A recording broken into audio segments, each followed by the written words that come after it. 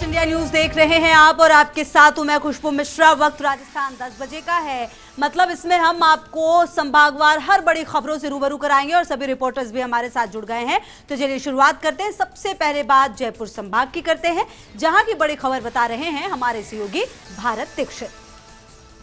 नगर निगम heritage में चुनाव संपन्न होने के बाद अब बारी है नगर निगम ग्रेटर की। ग्रेटर में आज चुनाव प्रसार पर पूरी तरह से रोक लग गई, तो वहीं प्रत्याशियों ने डोर टू डोर कैंपेन कर आम जनता से वोट की अपील की। हेरिटेज नगर निगम के चुनाव शांतिपूर्ण संपन्न होने के बाद अब बारी है नगर निगम ग्रेटर की। ग्रेटर के 150 वार्डों के लिए 1 नवंबर को मतदान होगा। तो वहीं आज ग्रेटर के प्रत्याशियों के लिए चुनाव प्रसार पर पूरी तरह से रोक लग गई, तो वहीं प्रत्याशियों ने डोर टू डोर कैंपेन कर वोट मांगने की अपील भी की। आज के दिन खासी चुनावी सभाओं में दोनों ही पार्टियों के दिग्गज नेताओं ने कमान संभाली और अपने प्रत्याशियों के लिए आम जनता से वोट भी मांगे। अब 1 नवंबर को मतदान होगा। 1 नवंबर को नगर निगम ग्रेटर के लिए मतदान होगा, तो वहीं 3 नवंबर को दोनों ही निगमों के परिणाम जारी होंगे। इसके बाद ये स्थिति साफ हो जाएगी कि आखिर बोर्ड भाजपा का बनेगा या फिर कांग्रेस का बनेगा। जयपुर के बाद बात जोधपुर संभाग की, जहां की बड़ी खबर बता रहे हैं हमारे सहयोगी शिव प्रकाश पुरोहित। नगर निगम दक्षिण के चुनाव के लिए थमा चुनाव प्रचार। शाम 5:30 बजे के बाद प्रत्याशी घर घर जाकर दे रहे हैं दस्तक, तो वहीं दोनों ही पार्टियों के दिग्गज नेताओं ने आज दिन भर झोंकी चुनावी प्रचार में ताकत। अब कल घर घर जाकर प्रत्याशी करेंगे मतदाताओं को अपने पक्ष में मतदान करने की अपील। जोधपुर नगर निगम दक्षिण के लिए 1 नवंबर को मतदान होना है और आज शाम 5:30 बजे बोपू प्रचार बंद हो चुका है। आज दिन भर दोनों ही पार्टियों के दिग्गज नेता चुनावी प्रचार में जुटे रहे। एआईसीसी सदस्य वैभव गहलोत ने आज विभिन्न वार्डों में जाकर कांग्रेस प्रत्याशियों के समर्थन में मतदान करने की अपील की, तो वहीं कांग्रेस कार्यकर्ताओं में भी जोश भरने का काम किया। वहीं केंद्रीय मंत्री गजेंद्र सिंह शेखावत ने भी कई कार्यक्रमों में शिरकत की और भाजपा कार्यकर्ताओं को अधिक से अधिक मतदान भाजपा के पक्ष में कराकर नगर निगम दक्षिण में भाजपा बोर्ड बनाने की अपील की। इधर दोनों ही पार्टियों के सामने कई वार्डों में निर्दलीयों की भी कड़ी चुनौती का सामना करना पड़ रहा है। निर्दलीयों ने पूरे चुनाव में अपना पूरा जी जान लगाया है और वह अब अंतिम समय में कोई भी कमी नहीं रखना चाहते हैं। दोनों ही पार्टियों के जहां दिग्गजों ने मोर्चा संभाला है, तो वहीं निर्दलीयों ने अपने सोशल इंजीनियरिंग के जरिए चुनावी प्रचार में ताकत झोंकी है। अब देखना होगा कि इन दोनों ही पार्टियों के साथ निर्दलीय कितना नुकसान पहुंचाते हैं। जोधपुर के बाद बात अजमेर संभाग की, जहां की बड़ी खबर बता रहे हैं हमारे सहयोगी कौशल जैन। एटीएम मशीन में कारगुजारी कर अज्ञात बदमाशों ने एक खाते धारक के खाते से उड़ाई 3.25 लाख रुपए से ज्यादा की रकम। बैंक के खातों में ऑनलाइन ठगी के बाद बदमाशों की एक नई तकनीक आई सामने। एटीएम मशीनों की सुरक्षा को लेकर बैंक के दावों की अज्ञात बदमाशों ने पोल खोल दी। अजमेर के आदर्श नगर थाना इलाके में अज्ञात बदमाशों ने कैनरा बैंक के एटीएम में सुरक्षित रखे 3,27,000 रुपए पार कर बैंक प्रबंधन के सुरक्षा दावों को धत्ता बताया, तो वहीं पुलिस को भी चुनौती दे डाली। बदमाशों की पूरी वारदात सीसीटीवी कैमरे में कैद हो गई, जिसके आधार पर बैंक अधिकारियों ने अज्ञात बदमाशों के खिलाफ पुलिस में मामला दर्ज करवाया।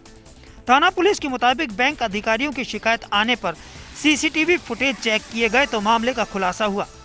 2 अज्ञात बदमाश एटीएम से छेड़छाड़ करते हुए पाए गए, जिसके आधार पर दोनों के खिलाफ पुलिस ने मामला दर्ज कर बदमाशों की तलाश शुरू कर दी है। एटीएम से छेड़छाड़ की इस वारदात ने सुरक्षा को लेकर खड़े कर दिए कई अहम सवाल। अब देखना यह है कि ऑनलाइन खातों से निकलने वाली रकम के बाद एटीएम से की गई इस कारगुजारी को लेकर सुरक्षा के क्या किए जाएंगे इंतजाम। बढ़ते हैं आगे, बात भरतपुर संभाग की, जहां की बड़ी खबर बता रहे हैं करौली से हमारे सहयोगी मनोज जैन। गुर्जर आरक्षण आंदोलन की आहट को लेकर भरतपुर संभाग में पुलिस प्रशासनिक अधिकारी अलर्ट मोड पर रहे। उधर गुर्जर आरक्षण आंदोलन के मुखिया कर्नल किरोड़ी सिंह बैंसला ने हिंडौन स्थित आवास पर प्रेस कॉन्फ्रेंस आयोजित कर 1 नवंबर से गुर्जर आरक्षण आंदोलन शुरू करने की चेतावनी दोहराई। उन्होंने कहा कि सरकार ने समाज की मांगों को नहीं माना है, इसलिए आंदोलन की शुरुआत की जाएगी। उधर गुर्जर आरक्षण आंदोलन की सुगबुगाहट को लेकर भरतपुर संभाग में इंटरनेट सेवाएं बाधित रहीं। प्रशासन के आदेश पर विभिन्न मोबाइल प्रदाता कंपनियों की इंटरनेट सेवा बंद रही। आरक्षण आंदोलन की आहट को लेकर ही संभाग में सतर्कता बरती जा रही है। वहीं करौली जिले में 7 आरएएस अधिकारियों की सेवाएं दी गई हैं जो करौली कलेक्टर के अधीन काम करेंगे।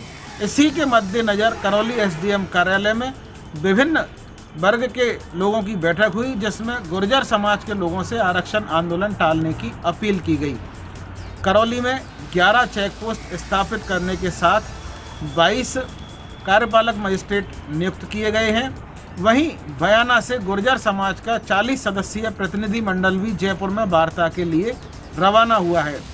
मामले में करौली कलेक्टर सिद्धार्थ सिहाग का कहना है कि सरकार ने 3 मांगों को मान लिया है, वार्ता से ही कोई हल निकल सकता है।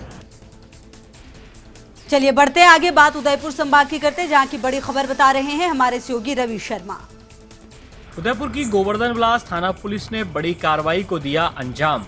आईपीएल सट्टे के साथ संचालित हो रहे देह व्यापार के बड़े रैकेट का किया पर्दाफाश। 1 युवक और 3 युवतियों को किया गिरफ्तार। करीब 3 लाख रुपए से ज्यादा के सट्टे का भी मिला पुलिस को हिसाब।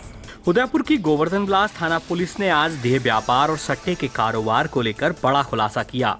पुलिस ने अपनी कार्रवाई में बिक्की नाम के युवक के साथ 3 युवतियों को गिरफ्तार किया। दरअसल पुलिस को मुखबिर के जरिए सूचना मिली थी कि जीवन तारा इलाके में स्थित एक फ्लैट में देह व्यापार के साथ आईपीएल मैचों पर सट्टा लगाने का कारोबार किया जा रहा है। इस पर पुलिस ने दबिश देते हुए पूरे मामले का खुलासा किया। पुलिस ने फ्लैट से 3 लाख रुपए के सट्टे का हिसाब, मोबाइल, टीवी और अन्य सामान भी बरामद किए हैं। पुलिस की प्राथमिक पूछताछ में सामने आया है कि बिक्की नाम का युवक सट्टे के साथ ही देह व्यापार के काले कारोबार का भी संचालन कर रहा है। दरअसल उदयपुर पुलिस पिछले कुछ दिनों से आईपीएल सट्टे को लेकर लगातार बड़ी कार्रवाइयों को अंजाम दे रही है, लेकिन ये पहली ऐसी कार्रवाई है जिसमें आईपीएल सट्टे के साथ देह व्यापार भी संचालित किया जा रहा था। आगे बढ़ते हैं, बात बीकानेर संभाग की करते हैं जहां की बड़ी खबर बता रहे हैं हमारे सहयोगी लक्ष्मण राघव। उच्च शिक्षा राज्य मंत्री भंवर सिंह भाटी अपने विधानसभा क्षेत्र के दौरे पर रहे। यहां देशनोक में भाटी ने एक नए कॉलेज का शुभारंभ किया तो साथ ही साथ करोड़ों के विकास कार्यों का लोकार्पण, वहीं 2.5 करोड़ के करीब नए विकास कार्यों का शिलान्यास भी किया। भाटी का कहना था कि मुख्यमंत्री अशोक गहलोत ने सभी वर्गों को साथ लेकर विकास पर फोकस किया है। उन्होंने मुख्यमंत्री का आभार जताया कि उन्होंने जब भी मांगा क्षेत्र की जनता का मान रखते हुए मुख्यमंत्री ने दिया है।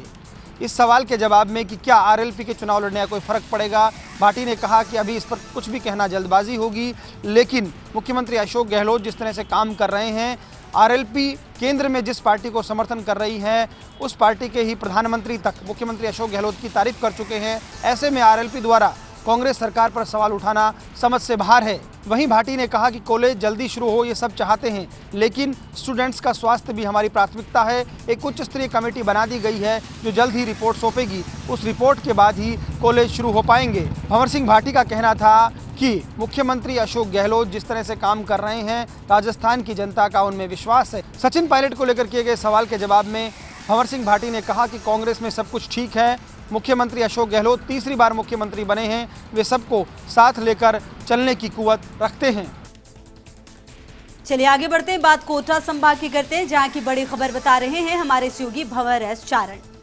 शुद्ध के लिए युद्ध अभियान के तहत 2 दिनों पहले ही रानपुर में एक सिगरेट फैक्ट्री पर छापामार कार्रवाई के बाद आज खाद्य सुरक्षा विभाग की टीमों ने नकली मिलावटी मावे के खिलाफ एक्शन लेते हुए शहर के शॉपिंग सेंटर इलाके से हनीफ ट्रेवल से 200 किलो नकली मिलावटी मावे की बड़ी खेप को पकड़ा है। लेकिन इस पूरी कार्रवाई में हैरान करने वाली बात यह रही कि सवेरे 6 बजे की कार्रवाई के बाद देर शाम तक विभाग ना तो इस बात का पता लगा पाया कि नकली मावे की इस खेप का मालिक कौन है और न ही इस बात की जानकारी हो पाई कि मावे की ये खेप आई कहां से है और इसको डिलीवर कहां पर होना है। हालांकि जिन कट्टों में यह नकली मावा भरा गया था उन पर करीना और गोलू नाम अंकित है, लेकिन हनीफ ट्रेवल्स के पास इस नाम की ना तो कोई बिल्टी मिली है और ना ही कोई बिल। इससे ऐसा प्रतीत होता है कि या तो ये नकली मावे की खेप का डिलीवरी कोड है या फिर कोई छद्म नाम।